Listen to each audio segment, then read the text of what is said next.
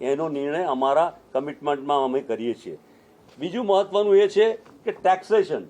તમે ટેક્સનું શું સ્ટ્રક્ચર છે, કયા ગણિત પર કરો છો, એ ગણિત કંઈ પૂરું બરાબર ઠીક છે કે નહીં, અને એ ટેક્સ સ્ટ્રક્ચરનો લાભ તમે કોને ને ક્યાં આપો છો, કોઈ એવી વાત નથી.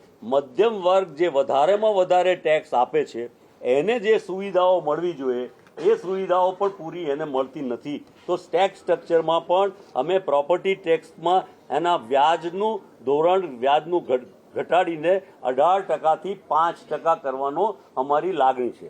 અમારું તિરંગા અર્બન હેલ્થ સેન્ટર બનાવવાનો વિચાર છે કે તમે આ અમદાવાદ એક બાજુ ગોકુળિયું ગામ કહેતા હતા. ગોકુળિયું ગામનો અર્થ કે નાના નાના જૂથના ઘરો સાથે રહેતા હોય, અને સોસાયટીનું ફોર્મેટ એટલે શું કે થોડા વસાહતના લોકો ભેગા થઈને સાથે રહે અને એમને બધી જ નાની મોટી સુવિધાઓ, ત્યાં નાનકડો સ્વિમિંગ પુલ હોય, ત્યાં રમવાનું એમને પ્લે ગ્રાઉન્ડ હોય, નાનું એમનું હેલ્થ સેન્ટર હોય, એની નાની મોટી બીજી જે વ્યવસ્થા હોય એ બધી વ્યવસ્થાઓનું અમારા એ તિરંગા અર્બન હેલ્થ સેન્ટરમાં x ray, blood test, urine test, અન્ય ટેસ્ટ, બ્લડ પ્રેશર અને ડાયાબિટીસ એની દવાઓ કોંગ્રેસ પાર્ટીનું કોર્પોરેશન આવે એ મફત આપશે.